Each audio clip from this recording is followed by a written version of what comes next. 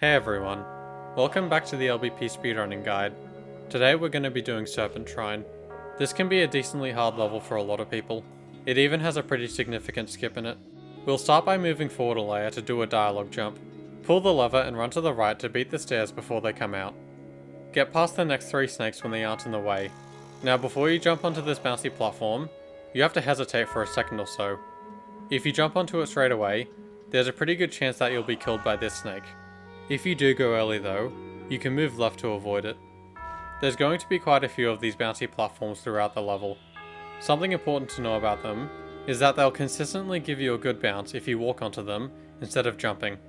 After walking and bouncing on the platform, you'll land just after the snake. Jump to the adjacent platform, jump off the enemy, then drop down 2 layers down to the checkpoint.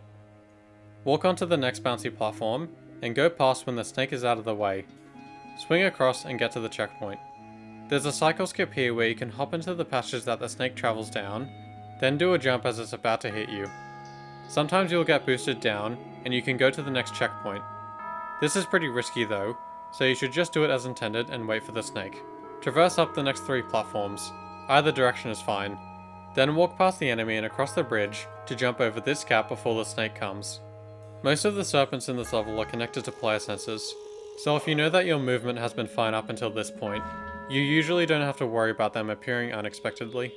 You should try to kill the snake enemy while it's under the roof here. It lets you hit the bubbles extremely quickly, so that you can catch the next serpent cycle after you grab the sponge to go up. Jump across the platforms while avoiding the snakes, then when you reach the platform before the one that the enemy is on, time a drop after the serpent goes past to skip to the checkpoint. Now there's another tight drop you can do after the lower snake goes past. The window is pretty small, but you're able to curve around into the passageway below and walk to the right before the snake comes past. You can also drop down to this checkpoint instead to be safer. There are faster routes you can take through this section, but they are a lot riskier since they involve boosting from the snakes, so we don't recommend it. Once you've made it out of this section, jump past the 2 enemies by killing them. It can be easy to die if they're close together, so be careful. Then jump across the bridge. If you time it properly, you can entirely avoid the player sensor that makes it fall. But jumping from the second plank lets you climb up it quickly once it does collapse. At the checkpoint, wait for the snake to go past and time a slope jump off the curve in the ground.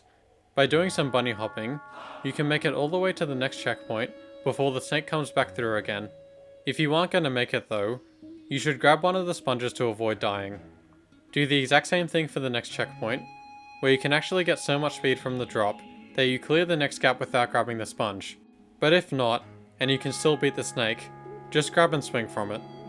If you didn't end up getting any speed, you can grab the nearby sponge, or wait on this platform that's back a layer, then swing across to the boss fight. It's actually not too hard doing this entire snake section without stopping at all. If the first bunny hop is quick enough, you can fall down the big drop before the snake catches you, where you can then get a massive boost from it to clear the gap if bunny hopping isn't fast enough. Once you're over, do a short dialogue jump past Avatar. If your jump was too high, you'll end up changing back a layer and get stuck for a moment. Move into the arena. This is where we'll be doing the skip for this level. The boss will throw 3 impact explosives, followed by a timed one. You can safely grab the timed bomb and pull it all the way over to the right like you normally would. Quickly line up an LCJ from the bomb to land on the barrier that the boss is behind. Just be careful of the fire. A good way to line it up is to push the bomb from its left side, then let go and have the automatic layer change push you in front of it. If you take too long to do the LCJ, you'll end up running into the impact explosives of the next cycle as you're trying to get up. Or if you wait until the timed one is about to explode, you can go around the third bomb he throws if you're careful.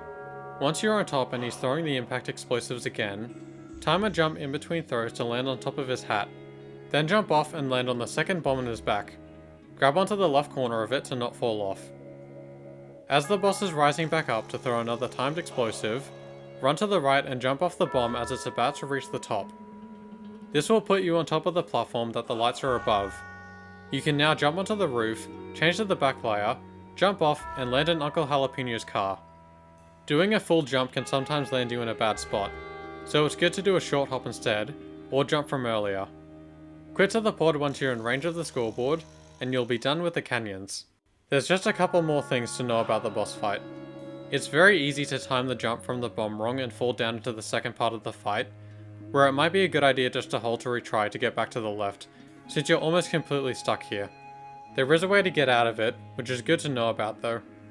First off, if at any moment this checkpoint becomes activated, you have no choice but to do this back up, or to reset the level entirely. If you're below the checkpoint, it's possible to use a trip jump to get back onto the ledge. You might have also fallen here after getting onto the cardboard in the first place, where you can then use this back up as well. Time an RCJ when the boss is in their lower position to grab back onto the bomb. From here it's possible to time swinging and letting go as the boss is about to stop moving upwards, to grab and land back on top of the bomb, where you can then attempt to do the skip again. There's also a very small thing you can do that's a bit faster, where if you're signed out of PSN, while walking into the arena, if you pause and press the friends option, then yes to connect to online, cancel the operation, and close the error message, Zapata throws a timed explosive immediately, letting you do the skip earlier. But this is only faster if you can do the LCJ straight away. There's quite a lot that can go wrong with this level, so it's important to know what things to look out for, and the best way to do that is to practice. The most important thing in any level is just to make sure that you don't run out of lives, and that can happen pretty easily in this one. So if there's any skip that isn't working out, it might be a good idea just to do it the intended way, to not risk getting a game over. Well, that's pretty much one of the hardest worlds in the game done. Next we'll be starting the Metropolis with Lowrider, which is actually a pretty easy level. See you next time.